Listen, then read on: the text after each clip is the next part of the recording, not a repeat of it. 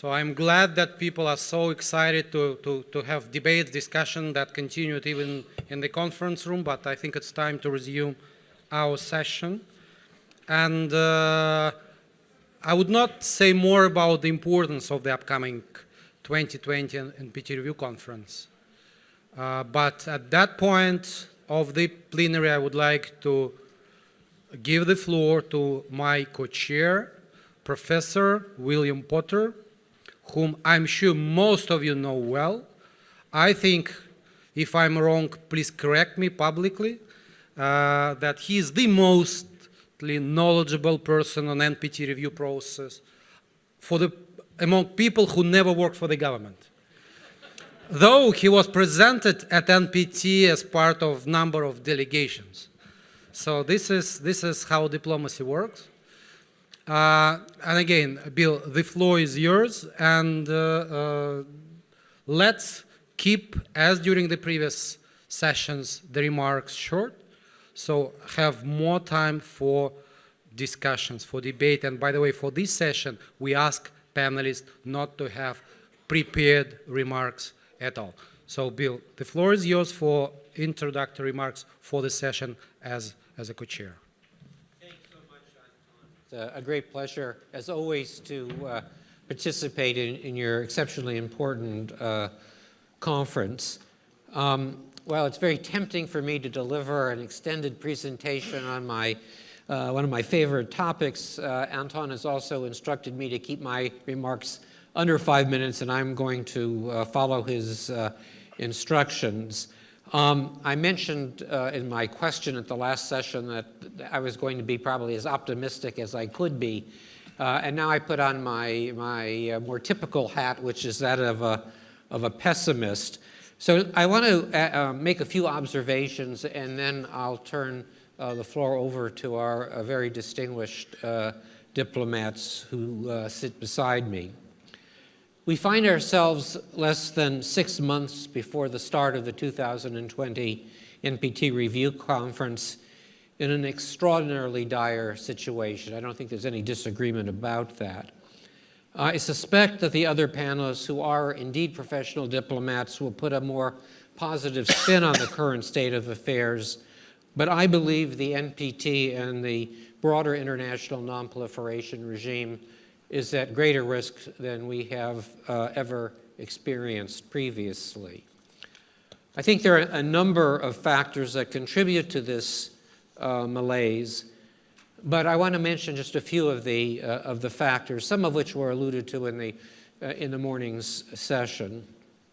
First of all, I think we face a world in growing disarray, in one in which the forces of populism, nationalism, and extremism have eroded support in many countries for key multilateral and international treaties and institutions. Not surprisingly, this trend was evident at the latest session of the First Committee at the United Nations. Indeed, as academician Alexei Arbatov has recently observed, this disarray is reinforced by both nuclear revanchism and nuclear revisionism, which essentially pretends that nuclear arms control treaties are obsolete and are either no longer needed or relevant. On the eve of the 50th anniversary of the entry into force of the NPT, it's shocking to me to observe the near total collapse of US-Russian cooperation for nonproliferation, which has persisted really since the beginning, since the negotiation of the NPT, over both Republican and Democratic administrations, and during some of the most frigid moments of the Cold War, simply because both countries recognize that the prevention of the spread of nuclear weapons, as well as the prevention of the use of nuclear weapons, were shared goals that transcended any other differences. That wise perspective, informed in part by the close call that was experienced during the Cuban Missile Crisis, today appears to have been forgotten. Perhaps even more dangerous is the disappearance of any vestige of trust and respect in US-Russian relations. This situation not only diminishes the prospect of negotiating any meaningful accords, but greatly increases the risk of military confrontation, including nuclear weapons use, due to the kinds of accidents, miscalculations, and misperceptions that have occurred all too frequently in the past. And yet there appears to be very little appetite for states to grapple with seriously this predicament, and instead the tendency is to assume that somehow we can muddle through without fundamentally changing our standard operating procedures, which in my mind is a recipe for disaster. I'm also extremely troubled by what I observe to be the tendency on the part of both nuclear weapon states and non-nuclear weapon states to be very selective in the prior NPT commitments that they're prepared to regard as enduring and that they are prepared to implement. While the U.S., I think, rightfully is identified as being the most flagrantly guilty of this cherry-picking approach, it's also very troubling to me to see how many non-nuclear weapon states are prepared to accept the argument that because political circumstances have changed, they no longer feel the need to endorse prior consensus NPT decisions and resolutions or final documents, be they from 1995, 2000, or 2010.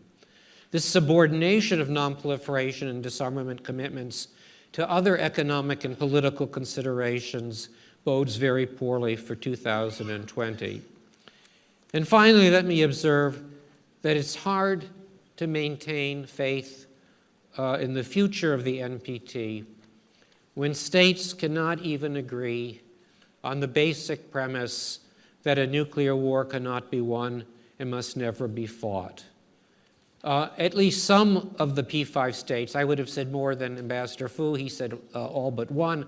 I think there are at least one or two others who currently reject that principle. But more deafening is the silence of the non-nuclear weapon states on that proposition. Indeed, at the last NPT PrepCom, the only two countries that were prepared to endorse any variant of the Reagan-Gorbachev principle were China and Ireland. Where were all the other non-nuclear weapon states? Provocatively, I'll conclude my introduction by asking, what's the point of negotiating a watered-down consensus final document in 2020 if states are unprepared to honor their past commitments and are either unable or unwilling to address the most fundamental existential threat? So having tried to kind of stir the pot and provoke you, I now look forward to the remarks of my distinguished colleagues, diplomats, who I'm sure will be more sanguine in their assessment of the current predicament. While they're free to comment on my observations, they were also provided in advance a set of questions. For the purposes of the audience, let me simply mention what those questions are, and then I turn it over to our distinguished panelists. All of the panelists were asked to assess how important it will be to reaffirm past commitments at the 2020 RevCon. And in particular, what role, if any, should the action plan from 2010 play in 2020? All of the panelists also were asked what they regard to be the most likely contentious issues. We ask one by one so they can respond. Okay, by all means. Okay. Let's ask Why one don't by we start with one. the first issue, or first question about the role of past commitments. And so maybe we'll proceed from Thomas in this direction. So Thomas, if you'd like to be the first up, you're welcome to, and then we'll proceed to our other panelists. Well, thank you so much, Anton and Jill. Obviously, the commitments that were, of course, taken upon all those who had been there, the states parties 10 years ago, they remain valid. That's quite clear. Because I think in the NPT, we build on previous achievements, outcome documents, and we have to try to get up, to build up this building. And it is like in our private lives, I think, when a commitment is given, and then someone tries to take it away, dilute it, or perhaps put conditions on the fulfillment, that doesn't go well down with the others in the group. The friends will then tell you, you cannot do this. The one who does it is losing credibility, trust, but the commitment actually doesn't disappear because it was given. So a commitment for me disappears once it's fulfilled and not before that. And I think most of my colleagues have a similar view. And so the reaffirming the commitments, I think, would be very good if this can be done, because I think it's almost a guarantee to ensure a failure of the conference when we do not want to accept our commitments that we have taken. Thank you. Thank you, Thomas. Ahmed, would you like to comment as well? Sure. Thank you, Bill and Anton. I think that regarding the importance of reaffirming past commitments, that to us would be equivalent to the importance of building confidence in the future against the backdrop of the past. So you don't want the REFCONs to be a multiple series of broken promises. Now, this doesn't only pertain to the 64 action plan, but also even to the 13 practical steps that were incorporated therein. And in this context, reaffirming the past commitments should not only imply lip service, but should be coupled with some steps to implement what has been previously agreed, even if there are difficulties regarding the implementation, and these are issues that could be discussed thereafter. But you don't roll back what has already been agreed upon. Thank you. Thank you. I mean, I'm tempted to ask a follow-on question, which I'll simply ask, but you can respond later. So does that also, if I understood you correctly, you were saying that the recommendations dealing with the Middle East from 2010 also should remain valid? I mean, I would share that perspective, but I'm not sure that that's my understanding of how Egypt or the United States has interpreted 2010. So perhaps, would you like to respond to that right now, or would you like to reflect and then respond? No, sure. I mean, this was our commitment, but given that there were difficulties in implementing this specific commitment, we had to resort to other means of trying to implement that commitment in a different manner. So the commitment is specifically to have a conference on the establishment of a zone free of nuclear weapons and other weapons of mass destruction in the Middle East, and it was in 2012. It was only 6 years later that we decided to consider, we as in the Arab group decided to consider other means of trying to fulfill that commitment, but we're not reneging on the commitment itself. I'm talking about the end game there. Thank you, Ahmed. Marjolijn? Thank you, Bill. Provocative as always. The key word is reaffirm. And the job of the 2020 review conference is to review the implementation of the treaty as per the mandate of the 1995 indefinite extension. And it's not to review past review conferences. And this is something that you've also heard other members of the Bureau say in the past. And that is what the Bureau will focus on as the task that we have to do. So not on the reaffirmation, but on the review of the treaty itself. Now, having said that, of course, the past documents and commitments are very important because they reflect the commitments that we've made on how to implement the NPT. They help us understand what is needed for implementation, and therefore they help us to review the treaty itself. But they are an aid to that end, in that sense. And starting from that point, the past commitments can be a really good starting point for what the forward-looking part of the review conference can be. We want to build on past commitments, but we will have to see what countries are willing to bring to the table in 2020 itself. And from that part on, we want to build. So where we want to put the energy as a bureau, I think, is in building on past commitments and seeing how we can use those for the future. Thank you very much. I should have mentioned that Marjolijn will also serve as a chair of a main committee at the review conference, so she's speaking as a member of the Bureau as well as a Dutch diplomat. Oleg? Thank you, Bill. So I will pick up where Marjolijn started, that review conference. It's about, first of all, a review of the implementation and functioning of the treaty per se, and first of all, a review of the meeting obligations by states parties according to the treaty. And those commitments you referred to, commitments under 2000 and 2010 review conferences adopted in the consensus documents. Those commitments were not taken from nowhere. They were taken and based on the basic commitments and obligations stemming from the treaty and from the decisions and resolutions adopted at 1995 review and extension conference.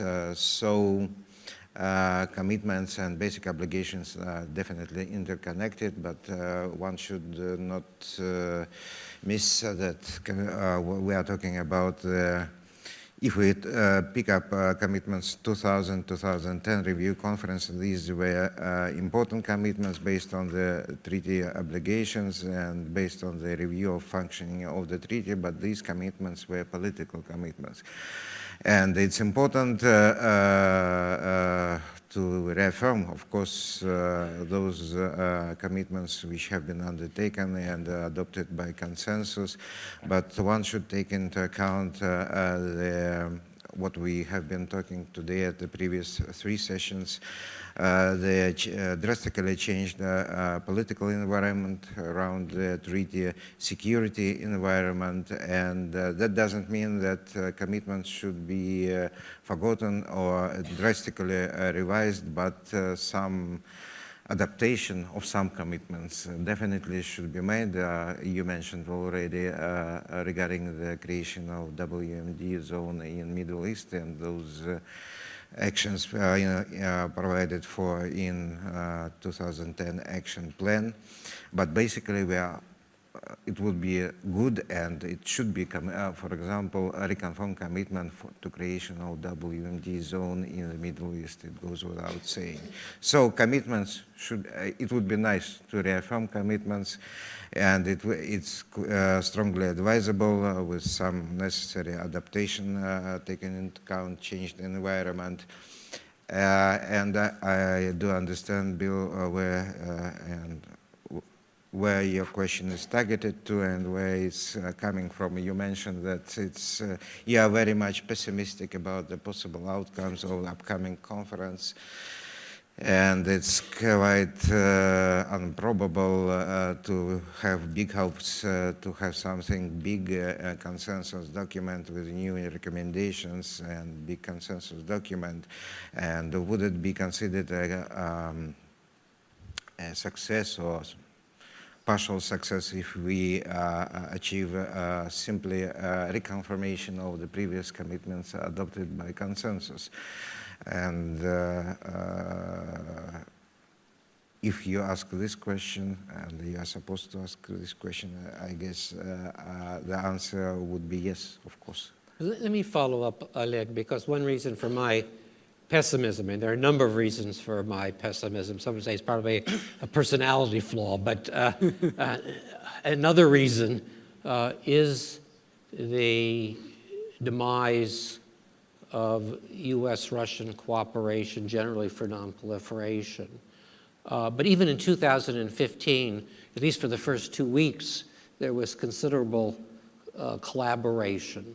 It fell apart at the end, but I very much fear that we will not see it in a meaningful fashion at all in 2020. And so I would love for you to tell me that I'm absolutely wrong, that in fact the respect and trust that has been generally absent recently in US-Russian relations will reappear when we assemble in New York in April. Is there a prospect for meaningful US-Russian cooperation in 2020? And if so, what form might it take? It's a good question. I would not be so radical saying that there is no basis for US-Russian cooperation on non-proliferation issues, either in the context of upcoming NPT conference or in general terms. And I am far from saying that United States is not willing to cooperate with Russia on non-proliferation issues. Same applies to Russia, definitely. We are open to dialogue with our US colleagues, with our colleagues from other nuclear weapon states, and with all states parties of the NPT and outside the NPT. That is not discussable. But whether we could find a good ground or basis, and given the general deterioration of the US-Russian bilateral relations, it's a big question mark. But that doesn't mean that attempts and endeavors shouldn't be undertaken. Thanks, Oleg. Marjolijn, you will actually have responsibility as a chair. What are the issues that you believe will be most contentious that fall specifically within your domain as chair? So I will be chairing Main Committee 3 on peaceful uses. It's a pillar that's been given much more attention recently. In the past, it used to be the pillar that got least attention, and that profile has been raised. Of course, within that pillar, there have always been a number of issues that keep recurring about the relationship between safety, security, and safeguards and peaceful uses. I think a new one is the relationship to climate change of nuclear energy. Article 10, I think, is unfinished business. But actually, I'd rather speak of areas of convergence rather than of the contentious issue. Because it's a habit that we as diplomats seem to have, and I see not only diplomats are guilty of that, of focusing on where the problems are. And it's been very clear from the previous panel, which I found very helpful in its messages, that it is very important to focus on what unites us as well. And that's for two reasons. First of all, because of the crucial role the NPT plays for our security. We should really keep that in mind. And second, because there are a lot of areas of convergence. We've had 3 PrepCons. A lot of issues were debated where there is, I say convergence, not necessarily agreement, but we're getting there. We've talked about verification. Transparency is a big issue. Risk reduction is one of the newer areas that we're talking about in this context. Peaceful uses in itself has been debated.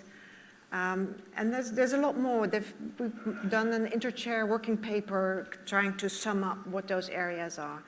And these really need a lot more of debate and attention. Okay. So since you've switched my question from contention to cooperation, let me then press you on what you would regard as a successful outcome with respect to Main Committee 3. A successful outcome of Main Committee 3? Yes. I would like to see Main Committee 3 in the context of the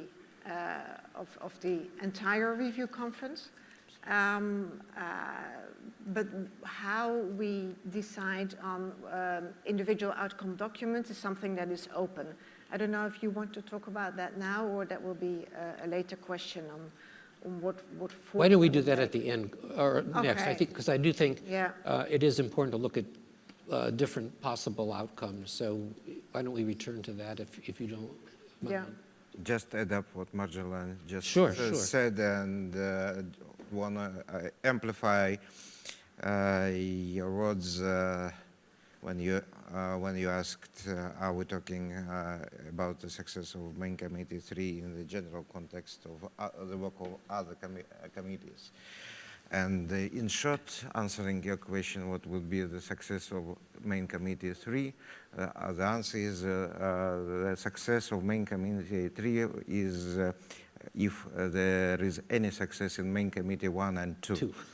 Because and if I elaborate a little bit, so we really see quite a substantial ground for common understandings and recommendations to be elaborated within main committee 3. There are a number of contentious issues, but they are not so numerous and big as might be in other clusters.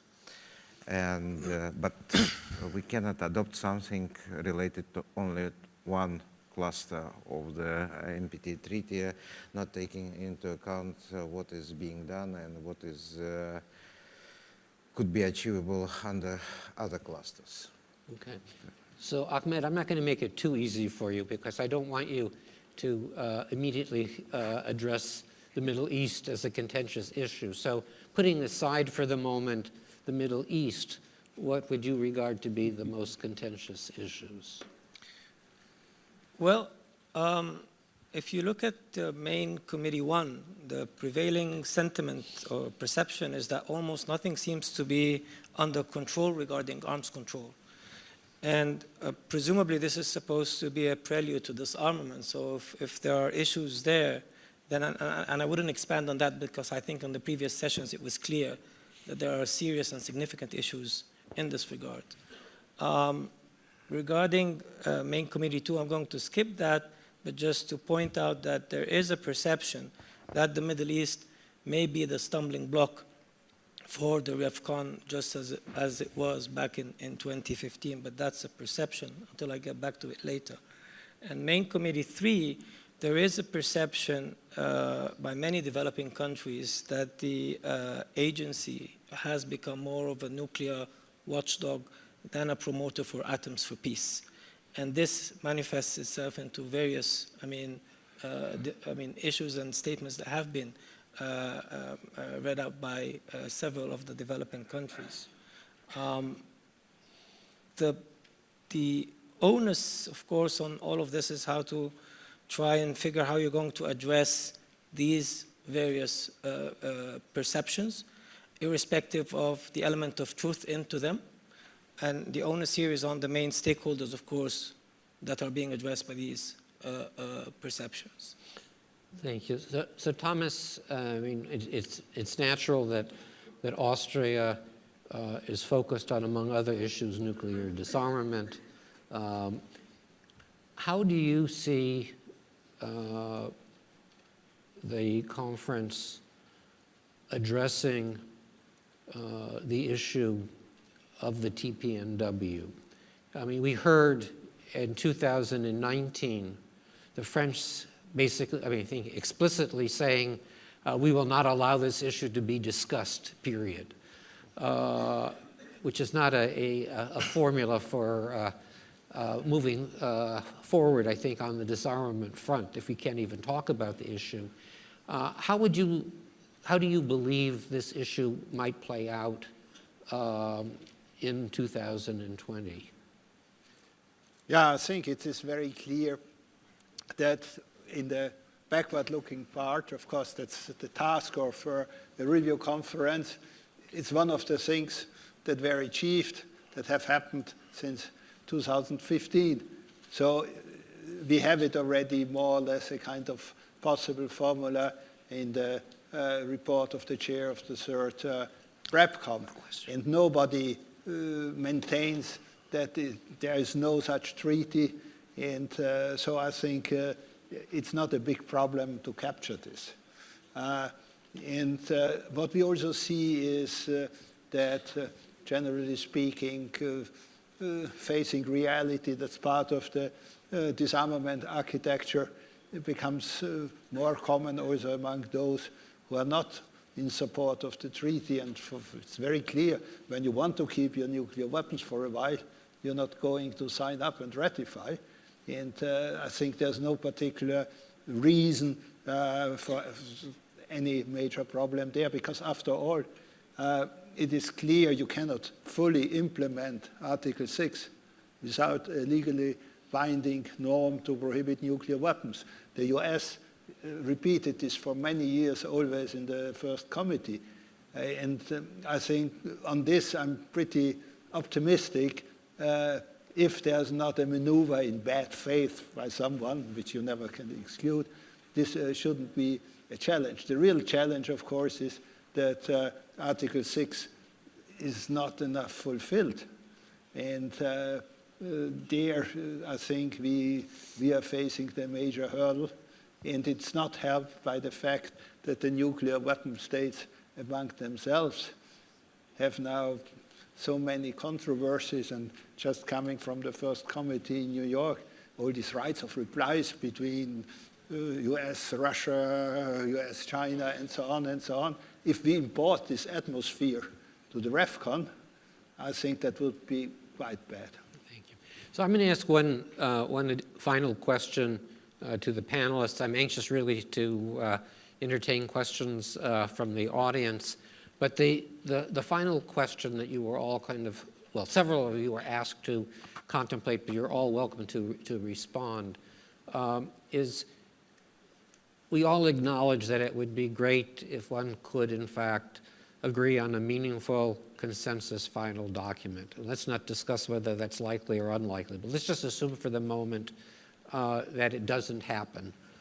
What are the alternative outcomes that one might seek? I remember, I think it was at this conference 2 years ago that in on the panel that I was on, I think Grigori Berdinikov was there, and he suggested that maybe there's something that could be drawn from the experience of 1995, where you had more narrowly focused decisions or resolutions. I know Bob Einhorn has also kind of addressed this as another approach. Are either of those options attractive, possible, or are there some other things that one might contemplate by way of an outcome? Oleg, you want to take that first, then we'll just go down the row and then I'll turn it over. Thank you, Bill. Partially, I guess I tried to answer your question, but what you asked in the second part of your intervention, mentioning possible separate decisions, resolutions, or whatever, small pieces of paper. As far as I understand, that is meant that these kind of decisions and resolutions be addressing separate issues, not being overwhelming on the spectrum of the issues considered under the review process.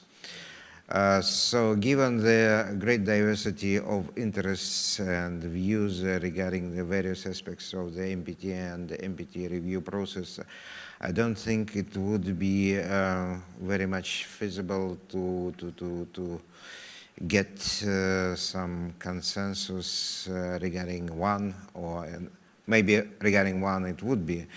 It depends on the subject matter of the decision on a recommendation. But when you introduce 1, 2, 3 separate decisions or recommendations, it will be difficult to get consensus, because one grouping of countries might be interested in other decision which is not enjoying consensus, another on something else.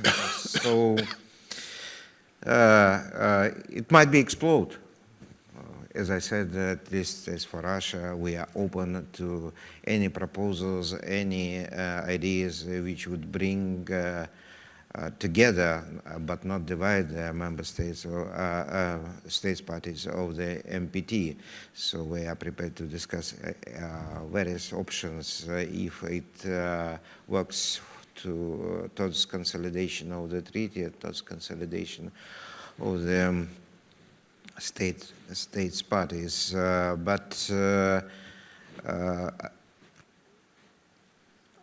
We, at least what we will be striving for and are working for that, to find, as we already did and tried to do it in 2010, for example, and we're quite successful, even bigger than our expectations, find a minimal common denominator for all states parties, all the NPT, and if that would be a mere reconfirmation of those commitments which have been undertaken under the previous review process, that would be, in our view, also a success.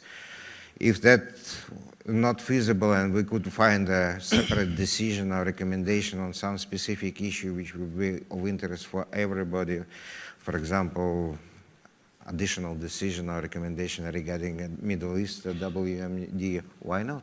Okay, thank you. Marjolijn, would you? Yeah, first of all, to make very clear, whatever the outcome is, it will need to be consensus. There's no other varieties in the NPT context. It's either consensus or chair summary or nothing. But in the past, we've seen variations on this. Of course, we had the decisions in '95. We had a consensus, both a review and forward-looking in 2000. We've had years with nothing. We've had chairs on the review and a consensus text on the forward-looking bit in 2010. And so my point is there is no fixed template that we need to follow. It is up for us to decide in 2020 what is possible. I heard in a previous panel that everything is possible if we come with good diplomacy. We will need to be realistic, but I would also want us to be ambitious, especially at this stage. It is very important to aim high and not to go with the lowest common denominator. I think at the REFCON we will need to be very flexible in what type of documents we can achieve and whether they are sets of decisions, resolutions, something comprehensive, which would obviously be the best option. Agree on some areas of convergence, maybe agree to disagree on other areas. That's also a possibility.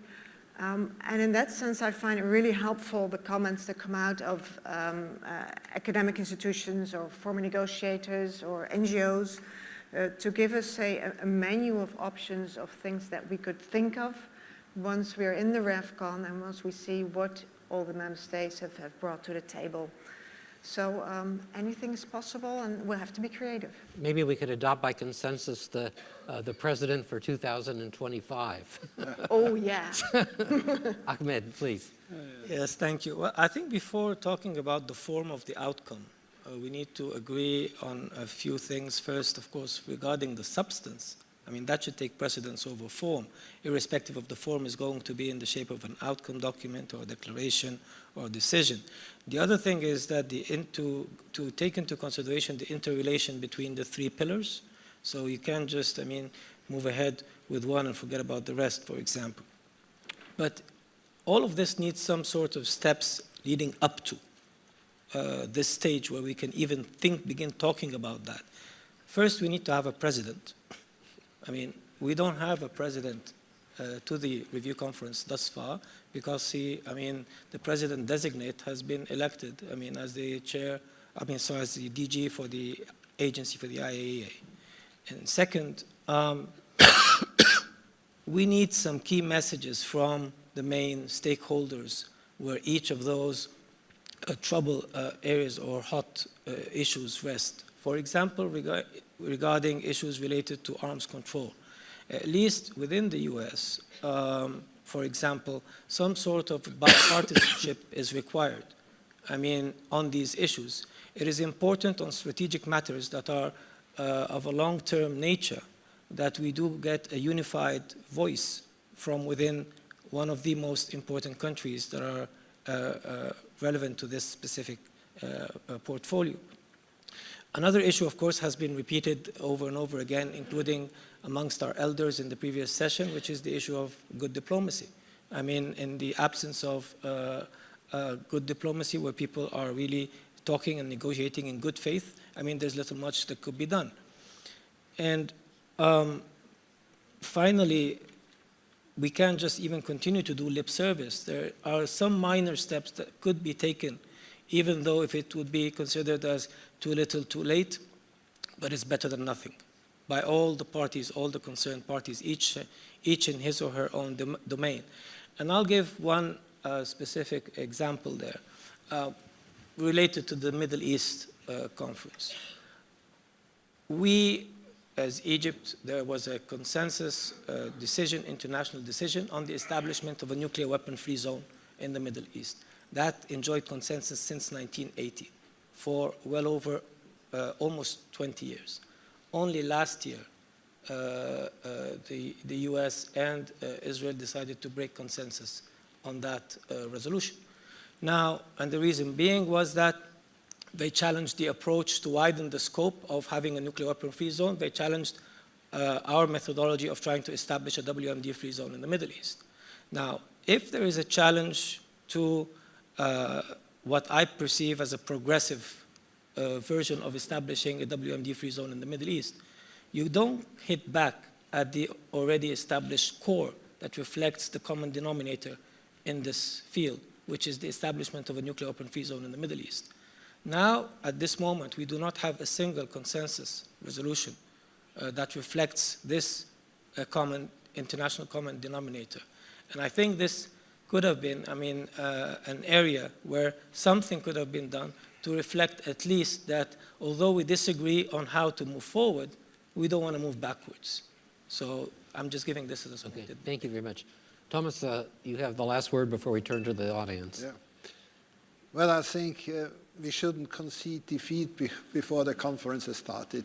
So I will take it that whoever will be now the president will aim at a negotiated, comprehensive outcome document. And during the negotiations, perhaps we have to find out that this is not possible. And as you have said, Ahmed, there might be a chance that on this or that particular question, a consensus is arising. So in that case, I think we should harvest it in decision, resolution, whatever form. But I would like to caution a little bit because, diplomats are trained to make package deals, and especially in the NPT context with the three pillars, they should be somehow seen together. And so it won't be that easy. Thank you. So I was silent during the first part of the session. So now I'm back to the power. We have 30 minutes for questions and comments, so please raise your hand if you would like to make any comment. Tariq Rauf first.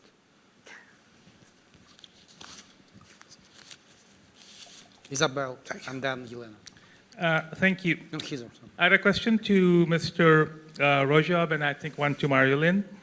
It's a question I wanted to repeat, which I asked your foreign minister in the morning. In some of the analyses of the recent failures in the NPT review process to come up with agreed outcomes, people have started blaming the review process itself.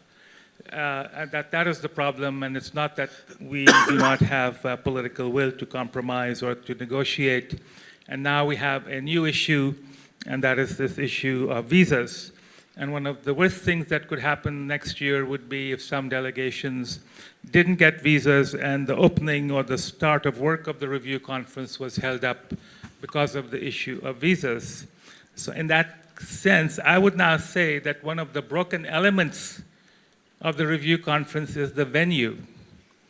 New York is no longer the right venue. It has now become a toxic place. It also doesn't have the expertise. The delegations for committees 2 and 3 come from Vienna. They're not New York delegations. And the disarmament delegations generally come from Geneva. And also the proximity to Washington provides the opportunity for many officials to come down from Washington to New York to pressurize chairs and presidents. And I'm speaking of this with experience, not of mine, but observing others.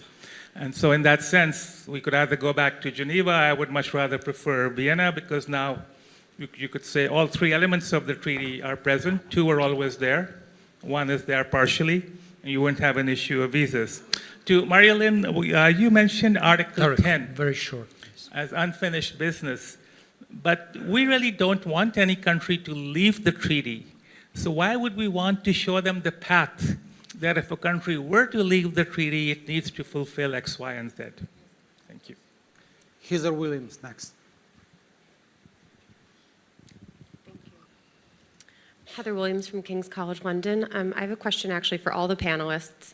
As you know, in February, the UK will be hosting the next P5 meeting. It'll be the last before the RevCon, obviously. So I'm wondering from each of you, what would you hope that the P5 achieve in the P5 process, and what will they be bringing with them to the review conference? Thank you. So Yelena Sokova next, and after that we will give the floor to panelists, to those who would like to react, please. I'm going to join Bill to being kind of pessimist here. Imagine that by the review conference, we have the total kind of collapse of JCPOA. We have no extended START treaty, or even worse, the announcement by one of the parties to withdraw from the treaty. We have the UN conference in November, ending with no kind of agreement to continue the process, and many other scenarios. How likely do you think there is a risk that some of the parties to the NPT during the review conference decide that the treaty no longer serves their purposes? Will there be parties that are ready to leave the treaty? How serious do you think that that could affect the review conference and the outcome? Thomas, would you like to start? Okay.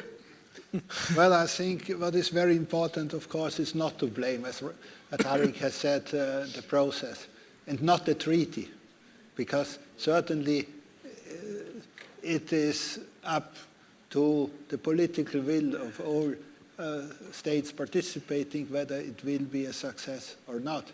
And we shouldn't blame then our tools. I think it's a very bad workman who blames his tools. Otherwise, I think my wish list to the February meeting of the P5, first of all, I would wish for an end to this acrimony among themselves. I think that is really bad for the whole atmosphere, and we need also a conducive atmosphere if we want to achieve some progress. Certainly, it would be good if they could make some progress on fulfilling their obligations, if none of them would come with ideas that the commitments of 2010 and 2000 that was yesterday and even earlier and are not valid anymore. I think I could go on, but I want to give my colleagues a chance. Ahmed? Okay, thank you. We should differentiate between the fate of the NPT as a treaty and the fate of the RevCons as a process. And in that, what I mean is that for the treaty to survive, ultimately it needs to serve the security interests of the state parties.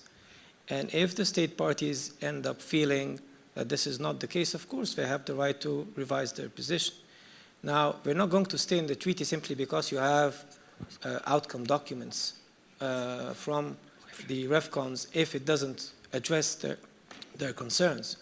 And why do I say that? Is because the RevCon also has a role in when it's revising the implementation of the treaty. It continues to expose and amplify the shortcomings. And if it does that without adequately addressing them, then of course ultimately it could hit back into the state parties' perception regarding the viability of continuing to be in that party to the treaty itself. Regarding what we would like the P5 to have, I mentioned something regarding one of them, the issue of bipartisanship within the US, for example. Amongst the P5, I'll give a very short example. Until now, there is no authoritative account of the actual existing nuclear warheads. And this, you can hear estimates here and there, but there is no authoritative account. In part, this signals, well, something regarding transparency. So if at least we're not being able to be transparent about what we actually have, how do we expect to proceed further? I'm talking about a very minor step here, and this feeds into the issue of NPT reporting. I mean, regarding the implementation of the various actions. To date, we do not have enough transparency amongst the P5 regarding implementation in a verifiable manner as well regarding their obligations. Thank you. Marjolijn? I'd also want to comment a little bit about process and substance. Yes, please. Of course, obviously, substance is the most important part, but we need our process to help get to the substance. And the way we currently do business in the review conferences with endless statements at each other is not exactly helpful in doing this business of diplomacy that was so well set out, especially by Ambassador Mason this morning. We need this space, and we need to have the room to maneuver with documents or not. But again, form follows function. But discussing that form should not be seen as a pretext. It is an important issue to get to substance. On Article 10, Tariq, I don't think if anybody were ever feeling the need to leave the treaty that they would think of that because we're discussing it in the review conference. There will be other things at play. But it is important that if there were such a case that we have agreement on what happens to the benefits that were accrued during their membership of the NPT, or at least that's what a group of countries think should be debated further. So that's what will happen. But I don't think that will lead to any of the scenarios Elena set out, anybody wanting to leave the NPT. I will still hear from all sides. It's the cornerstone of our architecture, non-proliferation disarmament architecture. We have no viable alternatives. It serves all of our security interests. So I don't see any risks at all. Oleg? Yeah, briefly address, I guess we are supposed to address all the questions. Yeah? That's correct. Yes, issues raised by Mr. Rauf, possible change of place of review conferences, if not this one, maybe future, why not? Decision on convening conference in that or another place, specifically now, for recent decades, it's New York. It's collective decision of states parties. If they feel ready to be convened at some other place, why not? Being that Geneva, Vienna, or Sochi, why not? Article 10, fully agree with what my previous speakers mentioned. What could be a role of P5 and specifically upcoming meetings of P5 in February and later on. First of all, I would like to remind what my minister in the morning session mentioned regarding the importance and the role of NPT within NPT context of nuclear weapon states of P5. And we do not deny that specific and important role of all nuclear weapon states and the responsibility for the future and for the destiny of that treaty, which we all consider very important international arrangement and cornerstone of the whole international non-proliferation regime. Answering specific question, what would be a result of the February meeting of P5? and what could be expected. It's difficult to answer given the current situation and current position of separate P5 members of P5 on various issues, but at least success would be that after that February meeting of P5, P5 will be still P5 within context of NPT. Yes, pessimistic scenarios, end of GCPOA, decision of that or another state party of MPT to withdraw from the treaty during the review conference, and what would be the reaction, what would be the consequences. End of GCPOA, that would be definitely a big blow to the efforts which have been undertaken in the recent 15 years to find a solution, comprehensive solution to the concerns, to the issues related to Iranian nuclear program, and that would be a big blow, but that wouldn't be a disaster in our view. If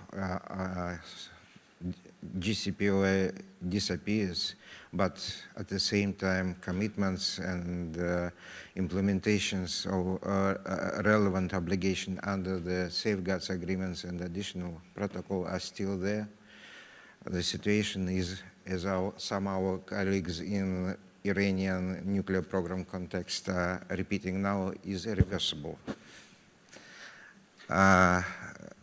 Announcement of any state party to NPT about the withdrawal under various pretexts. Either they are not happy with the results of that or another conference, or they like another treaty more than NPT, would be definitely a threat to international security. The matter to be considered by Security Council, full stop. I will give the floor to my co-chair, Bill Potter, for the final question first, and then wrap up the session when all four panelists will respond. Bill, please. Thank you. So this is a question that follows from an observation here. I'm struck that I think with the one exception of an allusion to other political groupings by Ambassador Mason, one might imagine, if you were a observer from Mars, that you might think that the only political grouping in the NPT context was the P5. I have not heard any reference to the non-aligned movement, the New Agenda Coalition, the Vienna Group of 10, the NPDI. Am I correct that all of these other political groupings no longer exist? Do they play no role? How many of you even know who the chair of NAM is today? I mean, I recall, Ahmed, in 2010, your very distinguished ambassador not only led the Egyptian delegation, was the chairman of NAM, and was the chairman of the New Agenda Coalition, and he relished speaking one after another in his different capacities. That is not the situation as I observe it today, at least based upon our conversation. So I kind of ask you all, is there a role for other political groupings today? Where is the non-aligned movement? What role will they play? Will the New Agenda Coalition play the kind of bridging role that it did very effectively in the past? The NPDI, some people thought that was a significant grouping. We have the Vienna group. Are they passé? Are they no longer relevant? Why haven't we heard them discussed at all? So I have my own kind of answer to that question, but I'm not going to answer it. I would like to hear from our panelists. Where are they? Is it only the P5 today? Thomas, you get to start. Yes. Well, Bill, I would say when you go to the doctor and you have a sour throat, the doctor will concentrate on the throat and will talk a lot about the throat and not about other parts of the body. And I think that's perhaps the situation we are in. We are talking about the P5, because there seems to be a very serious problem. I mean, you just listened what Oleg said. Success is when we are still P5. And certainly when it comes to the NPT for the implementation of Article 6, I mean, we need those countries that have the nuclear weapons, and that doesn't give them a monopoly because, I mean, due to the catastrophic humanitarian consequences, I mean, it's a problem for all of us. They don't have a monopoly on the issue, and we all have voices, but we cannot take away their nuclear weapons, and that's what they are thought to do under the NPT. So I think the other groups are now not so much in the limelight, because it seems to me now the major line of confrontation is rather, within the P5 than between non-nuclear weapon states and nuclear weapon states. Of course, there is still this, this traditional controversy, but it's very hard to expect a positive outcome when the nuclear weapon states themselves are not able to come up with a kind of modest agenda for progress. Please, Ahmed. So should I speak as NAM or New Agenda Coalition? You get to pick. First of all, I'm not quite sure that there is a P5, because there hasn't been a P5 statement to my recollection in the third PrepCom, I believe. They have not been able to come up with a statement that actually showcases their common denominator. Unlike the NAM or the New Agenda Coalition, whereby despite the fact that they have a lower voice right now, but they have multiple statements that reflect their positions. NAM, by the way, is currently chaired by Azerbaijan, which took over recently, and we hope that it will be able to address the issue of the presidency shortly, given that the presidency normally comes from the NAM. The New Agenda Coalition is currently chaired by Egypt, but only for 6 months, so ends the end of this year. And then it's Ireland will take over the following months. And we have been into discussions regarding issues related to Pillar 1, disarmament in particular, because that has been the main focus. And we need to not forget that even in my statement I mentioned, in my interventions I mentioned the 13 practical steps which came out of the New Agenda Coalition at that time.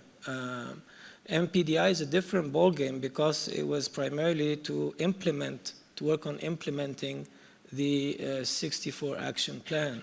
So it was not, we didn't really come up with, I mean, it wasn't a broker in the sense at the time compared to the New Agenda Coalition.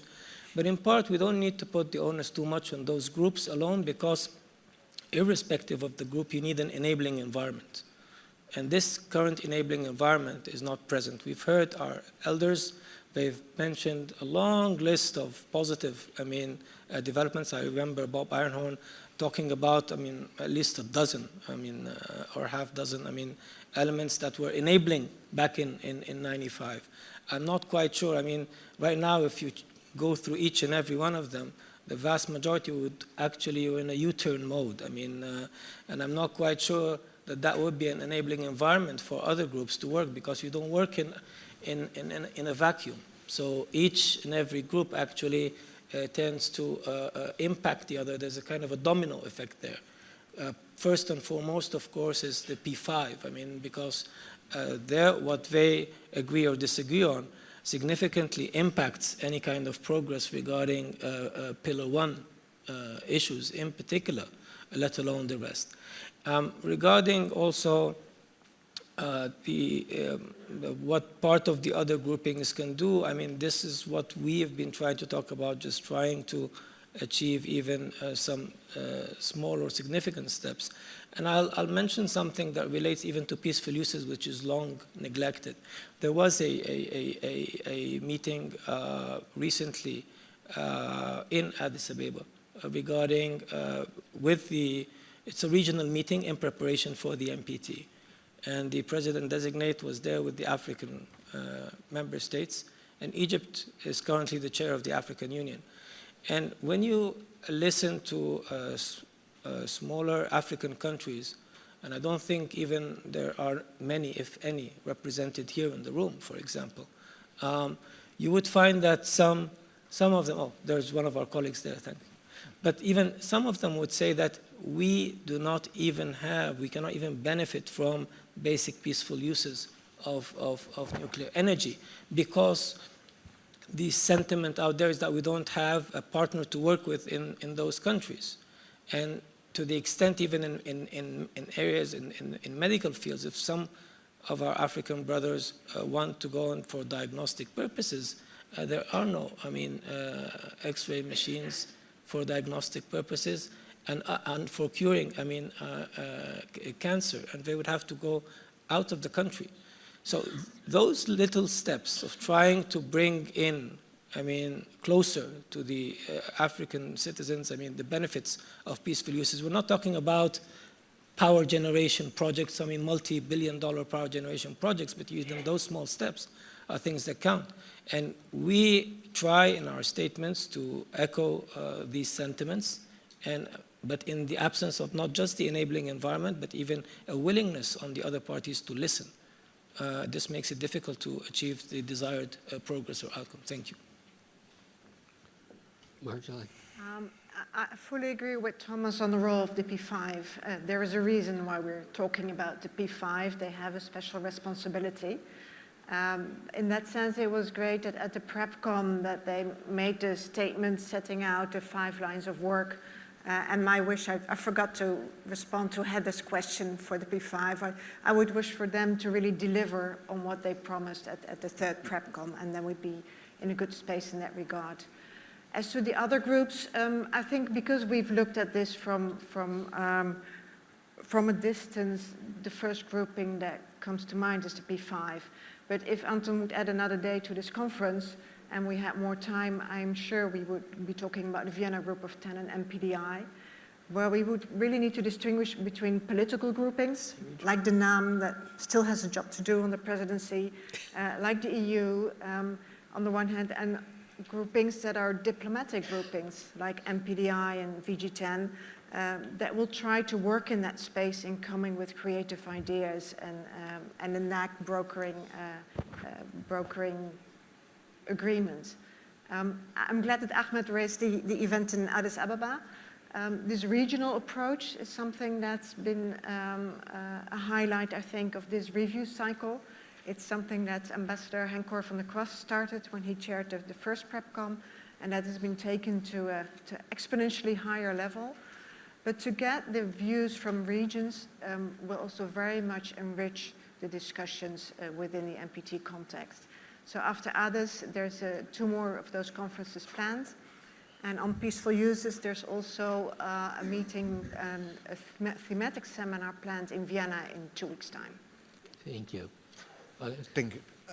So I would also agree with Thomas. If one asks where other groupings within NPT, one should go to general practitioner, not to the specialists. And without denying and acknowledging the special responsibility of P5 for NPT and for NPT review, I wouldn't be in agreement with those who thinks of P5 only in terms of nuclear disarmament and their special responsibility in that area.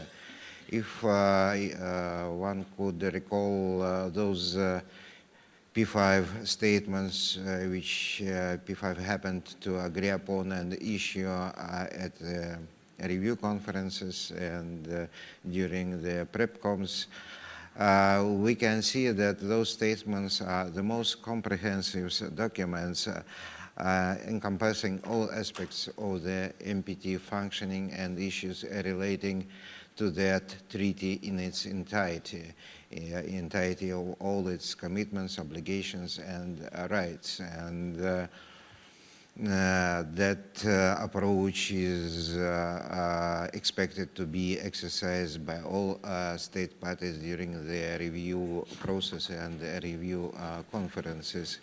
And I would say that the role of non-aligned countries and such groupings as NAC, NAC, NPDI, and others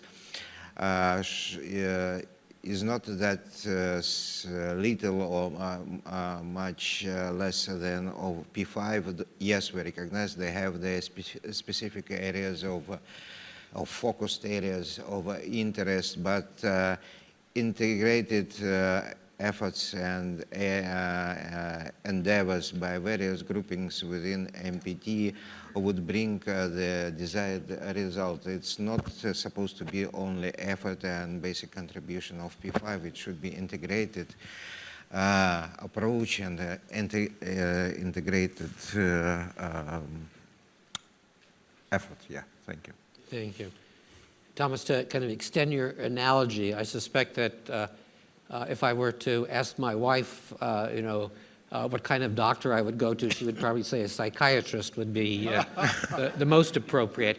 I'm not going to bore you with any kind of attempt at a summary, but I want to recall what for me was perhaps the most striking thing that I observed back in 1995. And that was the first week of general debate, which usually is the most boring spectacle imaginable. And if you wanted to alter and strengthen the review process, you might do well to eliminate the general debate. But what was striking about the general debate in 1995 was that country after country, from north, from south, the P5, from the NAM, developed, underdeveloped, every imaginable kind. They all, in their own words, made, for the most part, an eloquent argument about why the NPT was important for their own country's national security. My impression is that over the last 25 years, while many of the countries who participate in the general debate continue to say, almost by rote, the same things, I don't have the impression that these are the same strongly held values that were articulated in 1995. And I find that very worrisome. So that is one reason for my pessimism. I'm pleased that our panelists were able to paint a somewhat less stark vision of what we might expect in 2020. I hope they are correct, but I suspect that they may be mistaken, so we'll have to stay tuned. Hopefully we'll have a president by the time the conference starts, and I hope to see many of you there. It was a great pleasure to co-chair this session with you. Anton, I give you the floor. Thank you, Bill, and please join me to thank my co-chair and the panelists for their great